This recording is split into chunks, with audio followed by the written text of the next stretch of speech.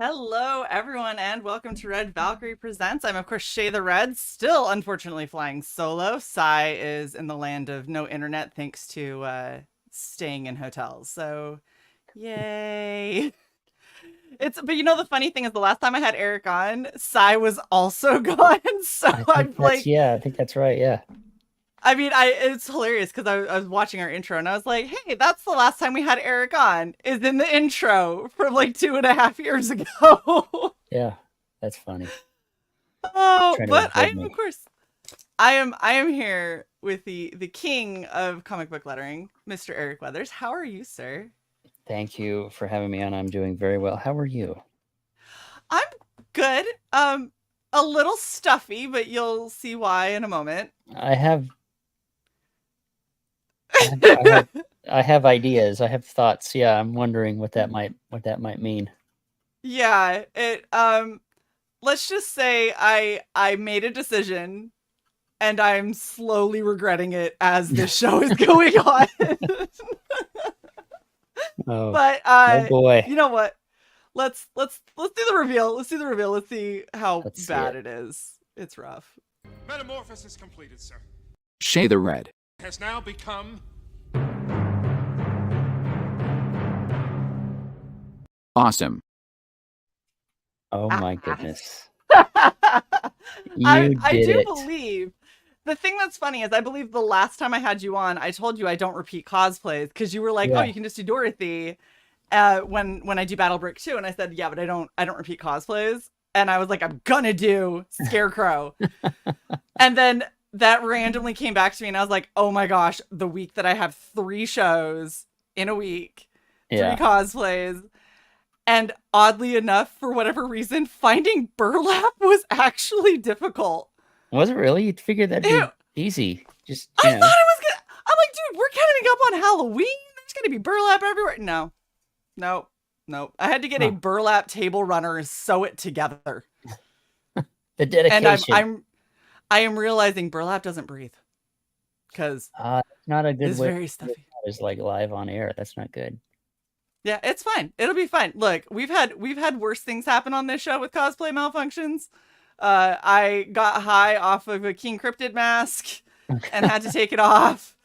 I've had cosplays completely fall apart. Like my Yeah. lug cosplay, I lost both eyes during the stream. So Yeah. it's fine. It We it just roll with it. happens. It's yeah, just roll with the punches, which is exactly what Uh, Scarecrow would do.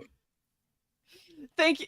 Thank you so much, Jason, for the $10. Says you look great, Shay. Buy more cosplay with all this money. So much money. Look, every little bit helps. You guys have no idea how much this shit adds up over time. So I I bet. appreciate you. Thank you. Someday there's gonna be a hall of cosplay costumes.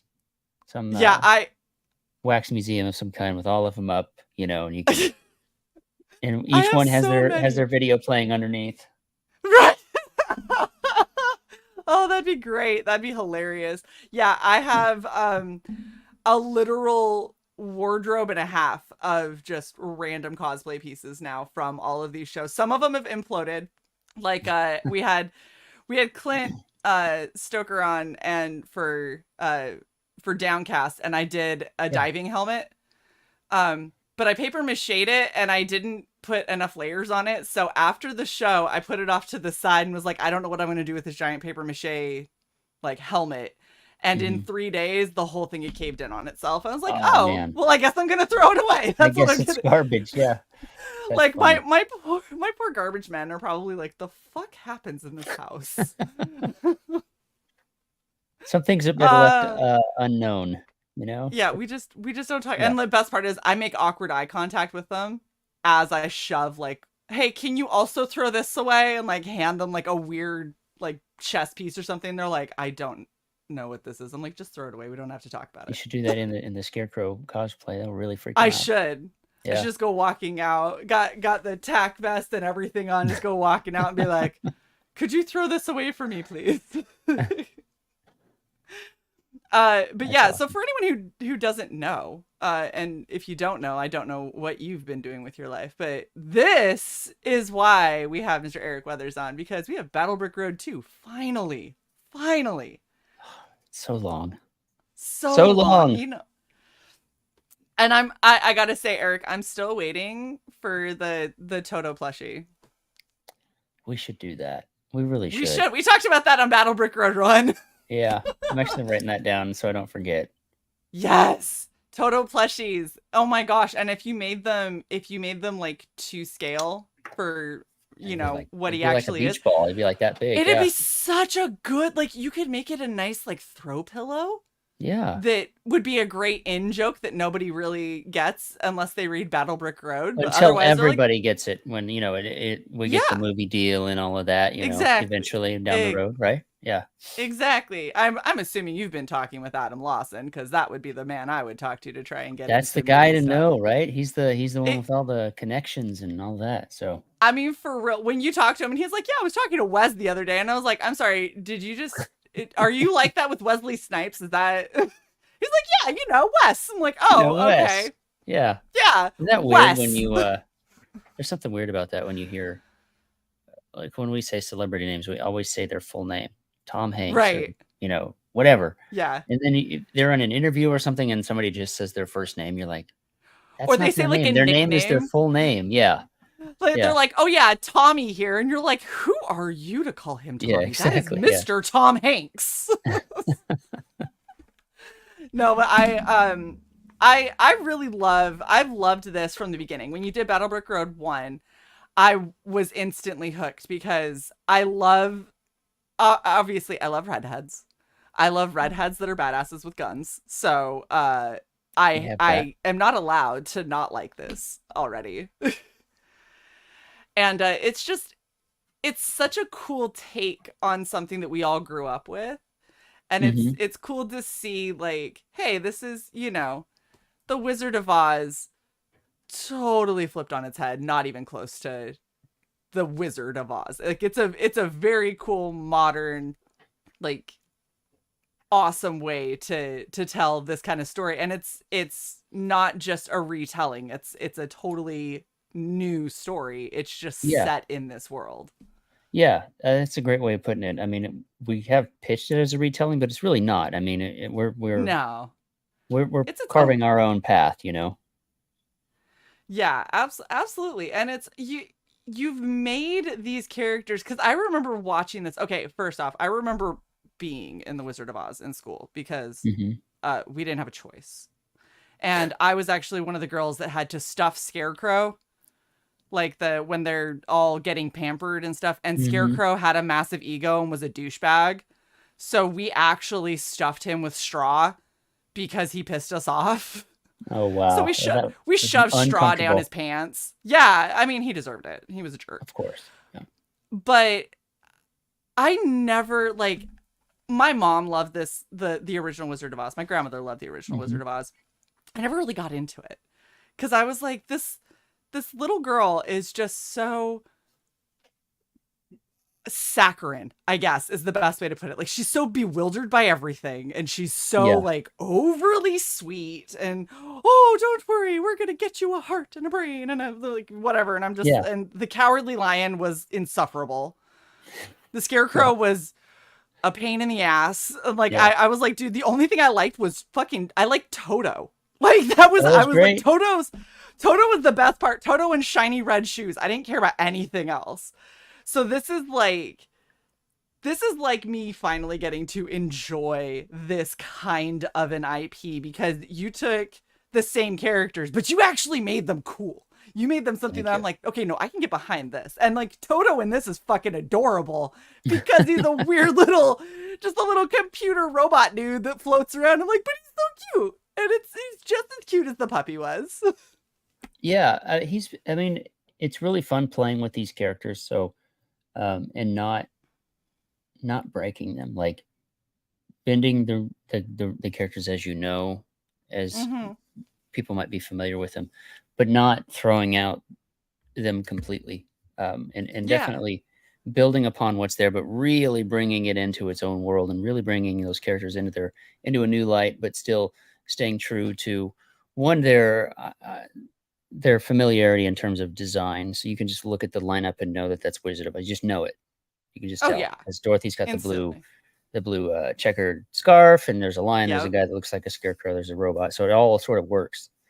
And then with the storyline of like the characters themselves, there was, it was a children's book written, 1900s, so it was like very simplistic, and Oh yeah. we're able to take generalities of their personalities and really diving deep into what that would be like, grown up and more modernized, more mature, and seeing what they would do in the situations that we put them through.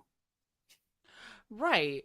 Well, and you made them all like, I don't know. Instead of them all feeling like they're these poor, helpless little broken characters that are missing major key elements that make them human or relatable, Hmm. they're just their own kind of characters. Like Scarecrow, I love the fact that you made Scarecrow this like, dude, he's like military trained kind of sniper dude, Yeah. and he's got the thing that kills me is in the military I work with a whole bunch of different services and a bunch of civilians. I actually work with two people who literally wear burlap sacks over their faces.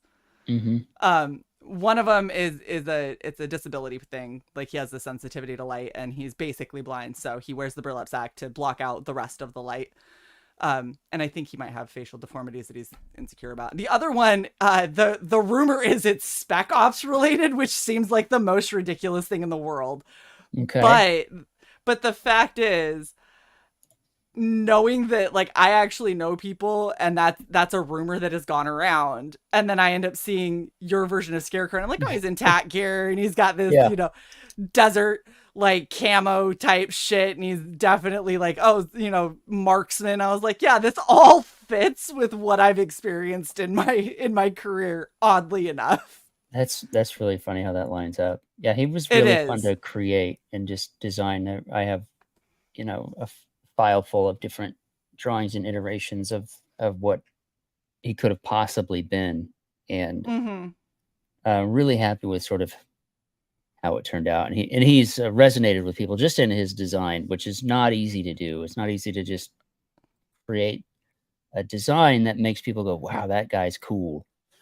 Yeah. And I was able to pull that off, which is great. I mean, I'm Well, I mean, very like, look happy at with that. the shirt. That first off, can I applaud you and your merch design, because I'm so sick of people doing just the fucking square that's like, hey, look, Yeah, it's the cover of I hate that so much. I hate yeah, it with a I've done passion. that in the past, and it's like, that's not any good. But you don't send your applause to one Mr. Von Klaus. That is his design. Good job, Vaughn. Yep, Vaughn and I have talked a lot about merch too, so that makes sense that Vaughn would yep. come up with that. He's the But guy. I love how this looks because it captures the allure and the like the mystery behind him, because he's this expert marksman and you don't see his face. And so Yeah. this is like, yeah, so you're seeing him, he's half in shadow. It looks really kind of creepy. It's kind of hitting on that like Batman Sandman vibe a little bit, but not in the it's not going into the horror, I'm going to give you nightmares so much as it is. Well, it's actually funny you say that because I picture him as like, to the bad guys, to the villains and the evil people of the world, he's like Right. that Jason Voorhees that is always walking slowly, and no matter how Uh-huh. fast you run, he's always there. He's just Um, always right on your tail and you can yeah, never get away he's from him. he's the reaper for those that care to do ill towards the innocent, and um, it's really really fun um, to see that in action. Which you're gonna see that in action in Battle Brick Road 2. He is, yeah, he's the star So of the I show. But hopefully, like when you guys meet Tin Man and Lion, which you will in this, like there's going yeah. to be this competition of like who's the greatest, because they're all really we're really putting a whole lot of thought and heart and writing and story and just everything to bring these characters to life that I've not really put that much effort into in previous work. Like we're really stretching our abilities here in the best way. Right. Well, and I love that you call him like the Reaper for the bad guys, because that's definitely the vibe that you get from looking at him. Is you're like, I'm glad he's on our side, because that Yeah, would be horrifying to have yeah. come after you. Definitely don't want that. I also really, really love your take on Lion. Like the cowardly Lion. Like there's nothing cowardly about this dude. He's like Not at all. jacked to the nines. He looks like a feral like Tarzan almost. Like you came across like Tarzan who just decided he was going to like do every like pull up, push up, whatever his Yeah. entire life while in the woods to get as jacked as like, I don't know, his gorilla mates or whatever. Like that's kind of the vibe that I get from him. And seeing these characters that otherwise like you said, you have the scarecrow is like the Reaper, but in the original story, he's stupid. He doesn't have a Right. brain. He's a slapstick comic relief kind of thing. You have Yeah. the cowardly lion who has just he's the biggest, for lack of a better word, he's the biggest pussy that I've ever seen. It's just horrible. And then, I get to see like this is what I would actually think of a lion. I would think of him to be like a guy who had a nickname the Lion would be like this big burly dude that is Yeah. super hairy but is like fucking he's a force to be reckoned with, and he just maybe he doesn't act as sympathetic as others. And if that's where you want to get into like not having a heart, that's where you can go with it, is like, oh, he's just kind of like, yeah, fuck you, you're in my way, like I need you to get out of Yeah. my way. Yeah. It. All I'll say is you'll see. Zeb has written some beautiful stuff for character development with these guys. They all have hints of those things that they're missing in the original Wizard of Oz. Your home, your mind, your heart, and your courage. They all have hints of Yeah. those, but we're not hitting you over the head with it, and we're Yeah. not making it as campy as that is. It's different. Like you said, we're doing our own thing. Exactly. Like you're just playing in this world, but this Yeah. is an entirely different retelling. I absolutely love this. So Immortal Rising says, was there any influence from the economic metaphor of Wizard of Oz?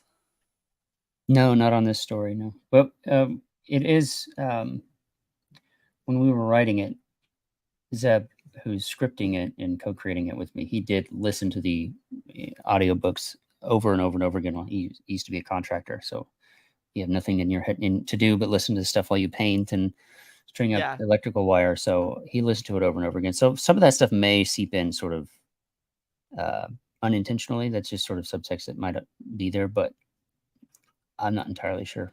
I don't think so. I mean, it's not like we sought out to do that. Yeah, I really do. I really do stand by this as an entirely different take on these characters in this story. I do love your Tin Man. I feel like if Sai were here, Sai'd be like, Tin Man is clearly one of my favorites. It's either Tin Man or Dorothy for Sai because cyborg. Yeah. I also love that he has like, here's this cool ass Tin Man. He's got a fucking axe. Like, yeah, he's a Tin Woodsman. They got to chop down trees. Yeah, and he's deadly with it.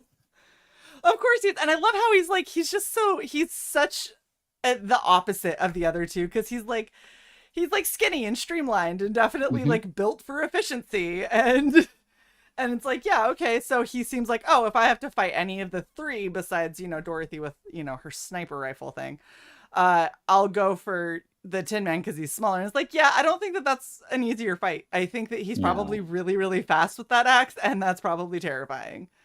Yeah, I would. I'd just say just be on the good side of all of them. It's probably don't have to go up against any of them. I think it's all a bad day if you do. So this campaign, you have quite a few covers for book 2, which is really cool. Do you want to tell us like a little bit about the inspiration behind your covers and like why, I think Battle Brick Road, I don't remember it having a ton of variants, but I might be wrong. Yeah, so Battle Brick Road 1, we had 2 covers. We had my cover and that's right, beautiful Kenneth Rocafort cover of the Scarecrow Tin Man cover. So for this campaign, we have 2 again. But when we made the decision to launch on our own website instead of going to Indiegogo or Kickstarter or anywhere else. I wanted to have incentive for backers to funnel them to battlebrickroad.com and not, necessarily wait if we go other places, because ultimately this is the brand we're trying to build. And if we can get people to go to our website and then anywhere else, that's just better for us in the long term. So we came up with that third cover you see with the white background. That's our special edition cover. Actually, let me back up. Cover A is the one I drew, that one. Awesome. And it was colored by Brett Smith. And it's my favorite cover I've ever drawn.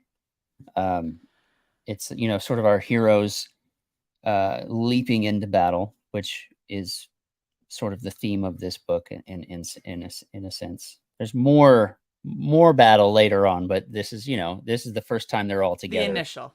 Yeah, working together as a team, which is really fun to play with. So yeah, that's me and Brett Smith. And then cover B, them in that sort of Emerald City superhero pose, drawn by John Malin, colored by Brett Smith again. And that's actually the first piece that they've worked on since the original Jawbreakers Lost Souls back in 2017, 2018. So wow, it's kind of neat to bring those two together on a piece. And then the back to that special edition cover is drawn by me, colored by Steve Cannon. And what we've done with this cover is every copy of it will be unique. So if we print, it's the only one that's signed and numbered. It's going to be signed and numbered, and every version that rolls off the printer of that cover sheet, every single one of those will be different from every other one. So when you back it, you're going to get a unique cover. If you back it 10 times, you're going to get 10 unique covers. So we have this printing technology that allows us to play with elements within a canvas, and it's normally used for like making labels on like sunscreen or something.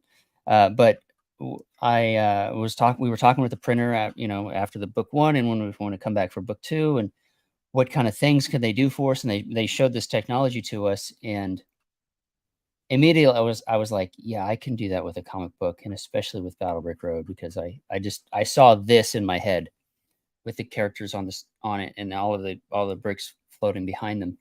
So all of the artwork is drawn by hand. I drew the characters, I drew the bricks, Steve colored them. But they're also all individually placed, and then it's sort of run through this software that I'm able to actually. It's the printer software, but I have the keys to the kingdom, so to speak. So I'll be able to look at every cover and make sure nothing's out of place. Make sure something that looks like it's small and supposed to be in the back isn't like on somebody's face or whatever, if any of those glitches come up. And then, so it's the first time anything like this has ever been done in comics history, I think. So yeah, I don't I'm think pretty I've excited ever heard about of it. that.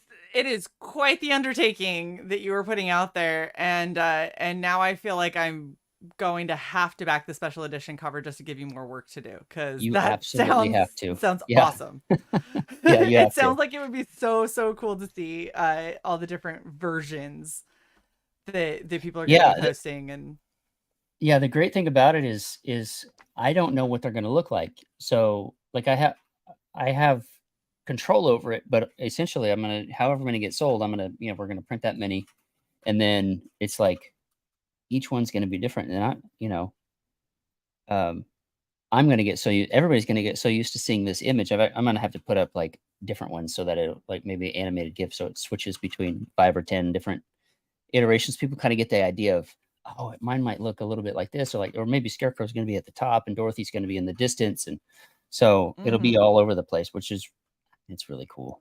I think so, at least.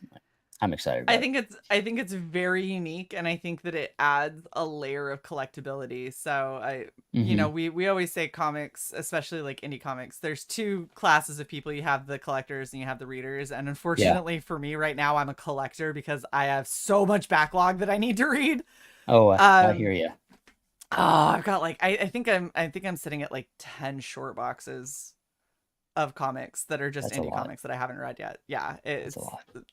I've backed way too many, Eric. Like I added it up one year and was like, we're never adding this up again because now I know where all my money You went. don't want to know. You don't want to I look down when that. Yeah. when you start down that hitting the hallway. several thousands of dollars, you're like, and I'm done counting Yeah. this. That's a lot of money. I Yeah. think I have like that's 400 something backings on Indiegogo. that's incredible. It's excessive. And then, now Shae's paycheck is fucked up. So hire Shae if you want her to start backing stuff again, cause ouch. But yeah, I love that you're trying something so unique and so different. And this is the thing I love so much about indie comics is I love seeing people kind of push the envelope and really do everything they can in this medium because this is one of the few mediums where you can do something like this. Like it's Yeah. not plausible to really do in a novel. There's so much that you can do in comics that you can't do in a novel and you can't do in movies but you can do in a comic book medium. So it's so cool that you are just kind of upping that level a little bit more and saying like, I don't think anyone's ever tried this before, so I'm going to try it and we'll see what Yeah. happens. And that was, I mean, that was a conscious, like, I want to do something special. And Yeah. it's very easy to say, oh, we'll do the foil treatment and we'll do the spot gloss. And we did the spot gloss last time. And it is nice, but Yeah. when you have that opportunity to really take a leap that nobody's done before, and I mean, I have seen it in action. We did test printings on artwork that was unfinished, but we got to see what it would look like. But it's still very, very, it's still risky. There's still like a lot sort of writing on it too. Yeah. Both just sort of like as a businessman and just as a creative, like I don't want to put out a bad cover. And now that I've got to, look over as of right now, 150 of them or however many have sold. Jeez, So a it's like, Lou, man. yeah. I was wondering how many you sold. Yeah, of it's these. somewhere. It's like 120, 130, somewhere up there. I haven't looked in a couple of days, but yeah, That's I mean, okay. I'm going to add to it. yeah. Oh, excellent. And actually, you're going to get a print that matches your cover as well. So everybody that gets that cover gets a matching print, so they can hang the print on their wall and know, hey, that's what my cover looks like, even if it's on the shelf or in the long box or off to get graded or what have you. So very, very cool. Yeah, that is awesome. You're doing a lot of things that I haven't seen people do before. So you've got obviously you got like your covered bundles and things like that where you bundle one and two together, special editions, all the kind of stuff. And then you have this. And I want to talk about, because I got real excited about this right here. Explain to me what this LP is, because that is so freaking badass. Thank you. This is a pseudo complete, it's a 2-song soundtrack. It's an EP, 7-inch record. And I had been listening to a synthwave artist by the name of Vosto, because he had done work for other CGers. He had done like trailer music for like Vaughn, for like Monster MD and Terror in the Trenches, and did some stuff for Phil, and did Carlo Rowe with the Death Sworn, and there are other Vosto did one of our intros. Oh, there you go. Like yeah. So I reached out to him. I got the info from Vaughn, and I was like, hey, we want to do this record. Would you be interested in these 2 songs? And he was on board. And so we, Zev and I gave him our notes, like, okay, this is Scarecrow, and these are the songs that we kind of picture him being, as sort of the John Wick kind of, murdery guy, and the Tin Man was Best this, way to describe him. Yeah, he did a great job. I mean, we didn't really have a ton of notes. I mean, something just back and forth. Oh, we needed to add, they're too short. That was the one thing, is they were too short. So I was like, you got to add at least another 60 seconds to this. I don't, it's synth, so it can repeat, and that's fine. But let's give these some length. And they bang. I love them. I guess is the word slap. I don't know. I'm almost in my 40s now. I'm not up with the lingo anymore. They're great I'm right tracks. there with you, Eric. And they're free to listen to right now. Like if you just click on the image and then scroll down in its checkout page, not even checkout page, just its page. I got to make it somehow pop up sooner. But these are links to my YouTube, and I have them up there on my YouTube channel. So there's a Tin Man theme, and the title of that is The Spark, and then the Scarecrow theme, and the title of that is The Oh, Reaper okay, I got Cometh. you. Yeah, The spark is here, and then the Reaper cometh. That's yeah. so cool. And I love how you did it. So you have like it's 2 songs. It's one for each character, and those are the only 2 Mhm. characters that you see on the album cover, which leads me to believe in future campaigns the likelihood that we're going to get more is probably in the works. And can I need to put a request out there. Okay. Toto needs his own song. His own song. All He right. You does need a for Toto sure. plushie and a Toto theme. I do. I need both Okay. of those things to happen. That would make my freaking year in like 2024 2025. It would be Okay. amazing. Well, we're gonna Yeah, have to do the. Yeah. Go ahead. MF and theme songs. That's right. Hey, Crystal. Yeah, we're gonna have. I would love to do a double LP. Oh 12 yeah. to 15 songs. Do the whole. But that would certainly be a sort of overarching soundtrack for the whole story. But if we can make it happen, we're gonna make it happen. Especially if this Well, is. I mean, people are really digging this right now. So if it oh continues to yeah. grow and build, and people are demanding more, then absolutely. Well, you know what would be really cool, and this is something that where is the so we got a book. I don't know where it is right now. We got a book that's called Kaya, right? Hmm. And this book it was done in, I want to say the Netherlands, I can't quite remember, but they literally had a soundtrack for while you read the graphic novel. And That's cool. it was like start track 1 and then as that's playing, read these pages. And Mm. then track 2 and then you read these pages. And the music first off was stunning. It was like listening to really good classical, like if you were going to ever listen to like Ride of the Valkyries, and you Uh-huh. definitely get that, oh my gosh, like this is a battle sequence and it's hyping me up and all that. It was Yeah. on par with that, where the small, like slow, sweet, tender moments, or the sad moments, they were painfully beautiful to listen to, and it took you through this entire story. It would be badass when you end up doing an eventual collected edition of Battle Brick Road to do a double LP where you have, here are all of the songs on vinyl, and this is what you listen to for book 1, book 2, and kind of that helps pace you through Yeah. to kind of bridge that gap between the movie that plays in everybody's head when they read comics and the visual medium of comics. I think that would be so freaking badass. It's tricky to do, but I definitely Yeah. think if anyone can pull it off. It would be tricky to do, but I imagine if you were to read it and time yourself and know, okay, at this generally speaking, it took me, 2 minutes to read this and another 3 minutes to read that, and you could maybe conduct it towards that. But I mean, everybody reads at different speed, so who the heck knows? Well, But yeah, it would be and really neat to be able to do. you also don't have to have music for every single thing that's happening, but when you have Yeah. those big crescendo moments, you can be like, "Oh, before you play this, or before you read this, play this song and then start reading it." Yeah. And just let it carry you through those panels. Yeah. Actually, I'm reminded of Daniel Warren Johnson did that book, Murder Falcon. Mm, And in it, it's very much about music and how music influences and heals people. But right. it's caked in this, it's comic book. They use their musical instruments to fight kaiju. Like they Mm-hmm. play their instruments and giant monsters fight other giant monsters. But It's what's really cool very about that much like is, Scott Pilgrim.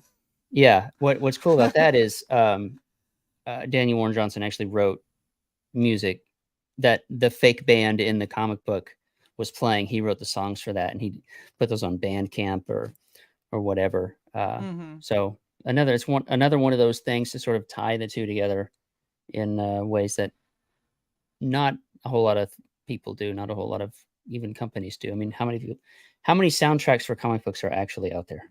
Not many. Yeah, not many at all. Not many. I mean, literally Kaya was the first one that I had seen do it, and it's an indie comic from, a like European country, and it was a crew of, I want to say they had like a team of like 15 people that were Mm, working on this, because you had people that were working specifically on the music, others that are working specifically on the story, and then others that are working on the illustration. And it's such a unique experience, because it's like getting a movie experience that's a lot more intimate, and it feels a lot more personal than just yeah. hopping in a movie and mindlessly watching it. Because movies, I love them. I'm a videophile. I really wanted to go into movie production and things like that. They are so constrained with budget and with time that the things that you want to stay on longer and the things that would be more impactful if you could always end up getting cut, because it's Yeah. just not plausible. But when you do something like comic books, where, okay, yeah, we always say you can draw whatever you want in comic books, and you can, and you might just, the limit is going to be whatever your artist is willing to do, because Yeah. not everyone's going to do a Bancroft fucking let's do 5,000 little buildings in every panel, because No he's thanks. insane. But you really can. You can do things without the same type of budgetary restraint, because you can create You have no completely new budget. worlds. Yeah, it's like Exactly. you're a director and you have an unlimited budget for whatever sort of film you want to put together. It's Exactly. you know, it's wonderful. So being able to take something like that and then put it together with music is kind of bridging that gap a little bit.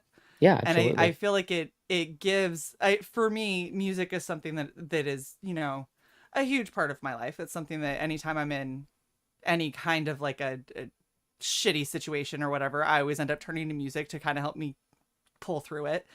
And Hmm. being able to pair that with really great storytelling, that's what endears stories to me, because I have ADHD, right? So like I need all of the stimulation I can. I'm like looking at the books, I'm looking at the pictures, I'm getting the story, and now I get music on top of it. Like I will remember this story forever I with hope all so. of those senses hitting at once. Yeah, it's good.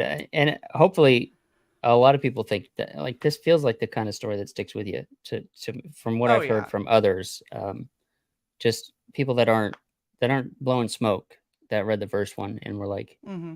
this is legitimately a good book, not just, hey, nice job on your comic book, but like this story is actually really good.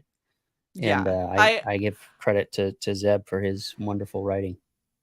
I remember reading it when I very first got it, and I'm not gonna lie, it's been so long now I don't remember. Because my memory is hot trash. But I remember when I read it, I was like, this is what I need. Like I need Hmm. this in my life. This is the Wizard of Oz story that I have been missing. Yeah, And that's I love great. these characters. I feel like the characters are just so much more well-rounded and so less like one-dimensional than what the original story kind of made everybody feel. Like everyone had one purpose and that was it. These Hmm. are conflicted beings that are, living and breathing and going through life and have opinions and trials and tribulations, and it all feels Yeah, complete. yeah. We want you to meet these characters and get that they have a past beyond what page they were first introduced on. Yeah, And I feel like we're doing absolutely. a pretty good job there. I would agree. I think you guys are doing a fantastic job. Also, again, I love the t-shirt. I own way Thank too you. many indie t-shirts. You're guys, I need to be commissioned. I have to spend so much money on this now, because that there's 50 in between those two, and then I need the comics, and I clearly need the special edition you're getting a lot of my money, Eric, the next time I Gotta can guys gotta send in those super chats. What you gotta do? yeah. Yeah, let's do the super chats. That'd be great. Yeah. Donation button on PayPal. Like all of those things are available. Feel free.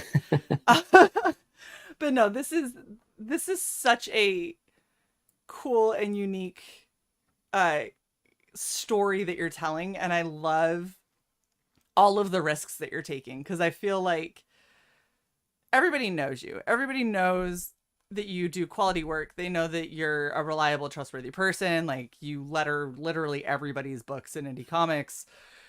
You're everyone's kind of go-to, you know? And so the second you're like, here's my campaign, I know it's been a while, but here's book Yeah, 2. I am thrilled that people are like, we're jumping on this, because this, like, we have been waiting for this, and we know that it's just that Eric has been so fucking busy with everyone I have else's been. shit. Yeah, and that's been the hardest part is being able to carve out that time to work on it. And we're way ahead of where we are in this one than we were with book 1. Like, Awesome. way ahead. I'm going to be putting up those progress bars here soon, so we have to sort of keep track of everything with the campaign.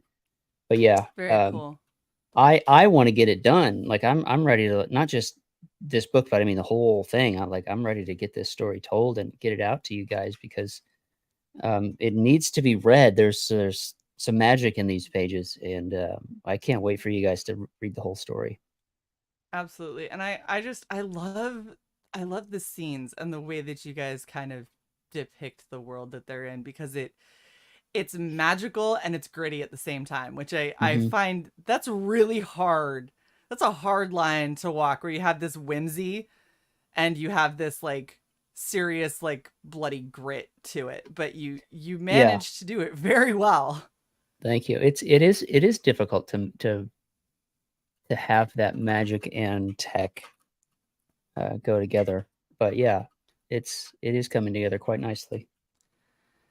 So how many books are you hoping for in this series? The series will be 4 main books. We're in talks about doing some supplemental books, maybe in between the big ones. Um, Mm-hmm. we have to hit certain milestones in this to be able to afford the artist we want for that, Right. for what that book would be.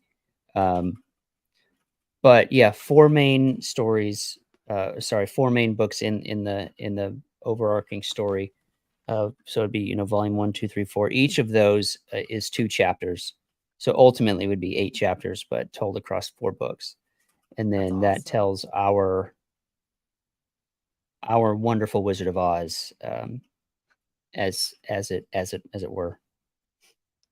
Very cool. And And how many pages is Battlebrook Road 2?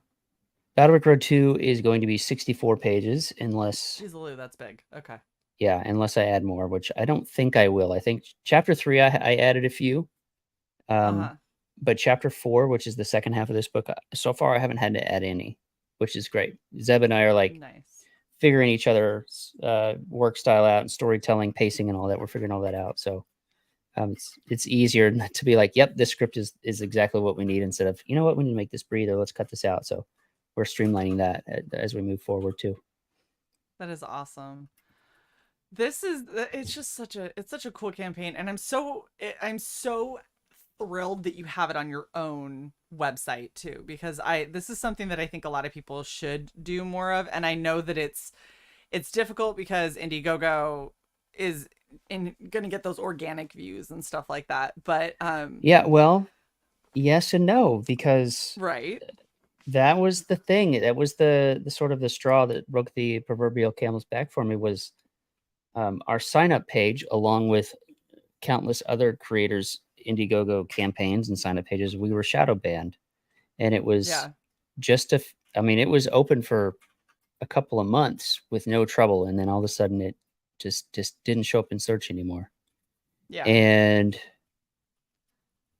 in the process of building this page, I would have those doubts, like, but it's not we're not getting the discovery. And then I remind myself, you weren't going to get it anyways because you were shadow banned. So it's not any Mhm. different. The only backers we are sort of missing out on are the ones that maybe aren't comfortable with backing on the website. I haven't heard anybody say that, but I'm sure there are people like, yeah, I'll wait. I don't want, because they feel like maybe things are more um, Secure, secure on an Indiegogo. But I'm using a which Shopify. is, It's like every yeah, e-commerce store on the internet is a Shopify store. So pretty yeah, much, yeah. And that's the thing that I think a lot of people need to realize, is when you're looking at these kinds of pages. So like yours is a secured page. It's Mm-hmm. it's the HTTPS. So it's the secured side of it, which means your information is being protected by the exact same shit as PayPal, Yep. as all of those other places that you would put in your payment information. And just because Eric owns the site, he can't override that. Like that is Right. that's Yeah, the security that's built in. I have the same information, customer information, as I do when somebody backs on Indiegogo. You know, Yeah, I got your. exactly. I don't have any of your financial information other than the fact that Yep. it tells me that it's paid, and then I have your shipping address. So Yep. that's not any different than Kickstarter or Indiegogo or anything. So Well, and yeah, it's the there's same thing if you buy off of Etsy, if you buy off of yeah, eBay, Amazon. whatever. Like Amazon has where you can open up your own shop as an independent creator. Mm-hmm. Like it's the exact same as that. So you're Yep. not actually any more exposed than you would be shopping online anywhere else. So if you see Absolutely. something that doesn't have that S at the end of it, I can understand being hesitant, because then your shit is not secure. Yeah, Don't put your then card it'd be information in certainly there. yeah. Don't do that. Stippling Vaughn has a good question. He says, I just finished dinner. Did I miss the details on the fan art contest? What is this, sir? No details have been announced yet, but there's a fan art contest coming. Yes. Wait, is there really? Yeah. Eric, I've gotten better at art. Okay, I can good. maybe Then do you it. should Oh enter. my gosh. I should. I'm excited. Okay. I have ideas of what I'm going to do now already. Although I'm already I looking need the forward to details, it. so I know what I can do. But yeah, no, I love the character so much that I think it'd be so much fun to do fan arts of them all, because they're all so unique. They're so Yeah. cool. They're so, like I said before, like they feel like they're alive, and they're definitely characters that you can have a lot of fun with. Like a Yeah. lot of fun. Yeah, and they're all unique. You know, you're not cookie. It's not a cookie cutter design like everybody's in the same, uniform or costume. They all stand out Yeah. apart from one another, and yeah, they are a lot of fun to draw. Take it from me, they are. As you've drawn them how many times at this point? Not enough. I want to draw them more. Nice. Student of God says, bro, are you going to do a car with Ethan? I don't know what that means. So on Cyberfrog 3, he's doing a Cyberfrog Hot Wheels car. It looks like Oh, Cyberfrog okay. as a car. Uh-huh. I would love to be able to do that kind of stuff. It's all about the finances, Funding. really. Yeah. Yeah. You got, Yeah. like, start getting Eric to that 6 figures area, and he can start looking at that kind of stuff And a then lot we'll easier. talk. Yep. Yep. Every backer is one inch closer to getting that Scarecrow Hot Wheels car. That would actually be super cool. You know what'd be really cool is if you ended up doing a Transformers thing where you could combine all the characters together to make one gigantic, like, Just a big robot Battle Transformer Brick thing. Voltron. Yes! Oh, Yeah. it'd be so cool. That would be It'd cool. be so cool. Yeah, I love this campaign. I love what you're doing. I love the risks that you're taking, and I'm so happy that you are working on your project again, because I really feel like I know you're busy, and I know you've got, so much that you're doing, but I really feel like you've got such a cool story to tell, and I want to hear your story just as much as I want you to letter everybody else's books. So like, I love your lettering and it's amazing, but also, damn it, I want Battle Brick Road 3 and 4. We'll get that ironed out. We'll get the best of both worlds. Yes, love it. Absolutely love it. Is there anything else that you want to let us know about this campaign before we wrap?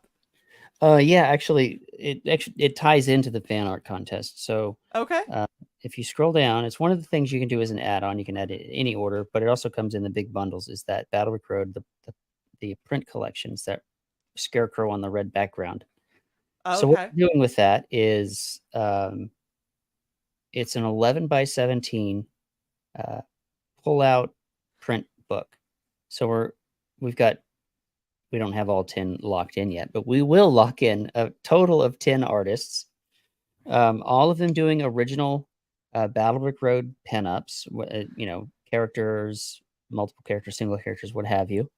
And then it'll be printed in this book, and there'll be full 11 by 17 prints, and it's going to be prints that you can pull out. Like, we're hoping to get it on that glue. There's like when you get like a Oh notepad, you yeah, just pull the paper out. easy removable Easy, glue, yeah. so it We're doesn't. hoping to be able Yeah, to do that. If not, we could do like micro perforation, which isn't ideal, but if that's what we got, it's what we got. But yeah, so the idea being, you get 10 different artists doing a different piece, and they'll all be one-sided. So you're not going to have one print on one side, another print on the other. They'll all be one-sided. And then okay. you can, take that to for the Fans Fest or a con that one of these artists is at, get them to sign it. Whoever wins first place in the fan art contest is going in this book.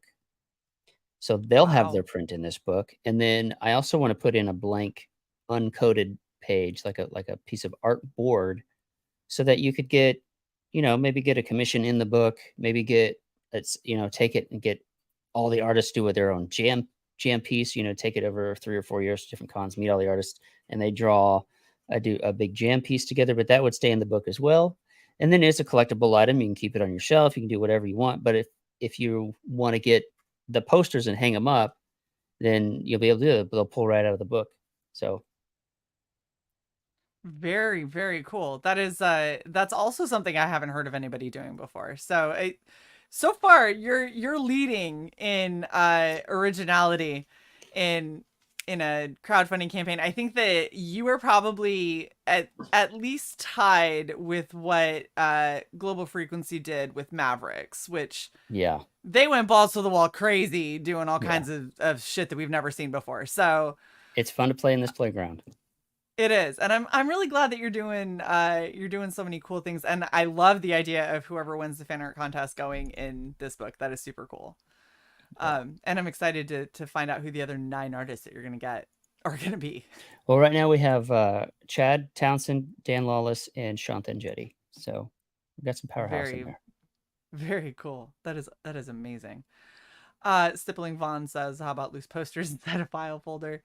I I mean, think a book's cooler.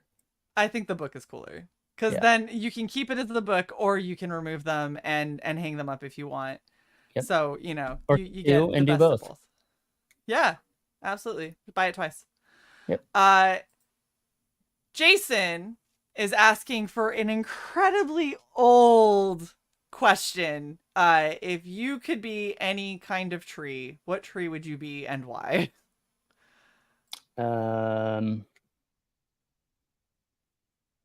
kind of tree? I don't know trees very well. I would be one of those twisted. I would be one of those twisted trees in the Wizard of Oz that throws apples at people. Very nice. Yeah.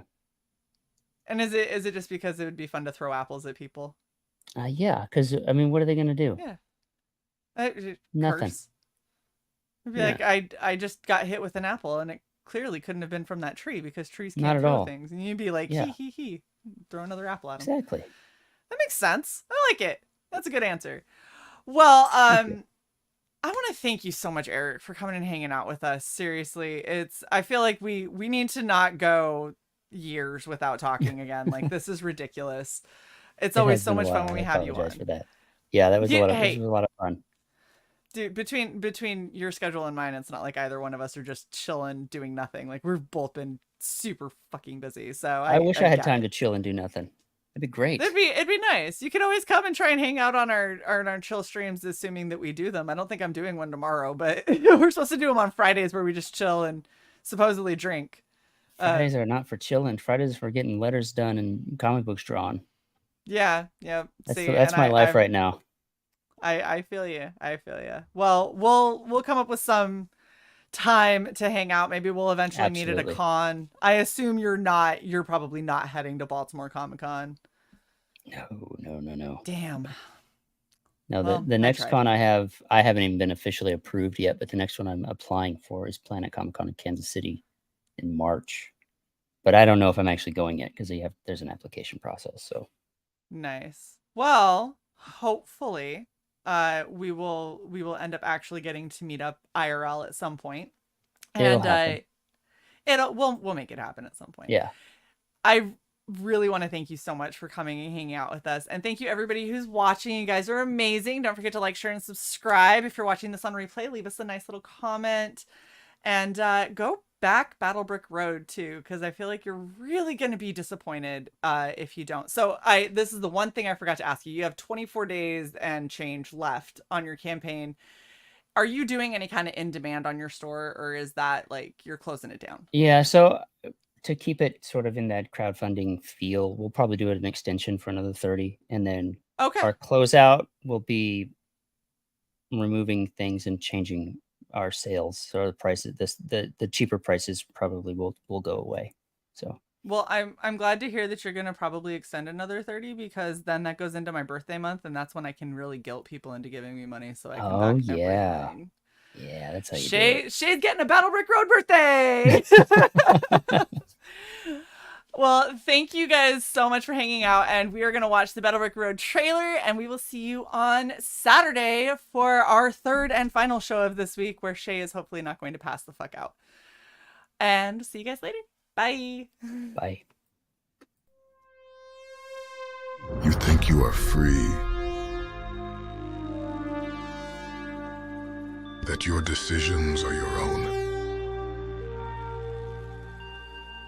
Tell me honestly, did you really choose this path? Or was it chosen for you? Your father, with every triumph, every failure, was it not his decisions that brought you here? Has his path not sealed your own? Marked out in golden bricks below your very feet. The path is set. Keep your head up. Keep your weapon loaded. Follow the Battlebrick Road.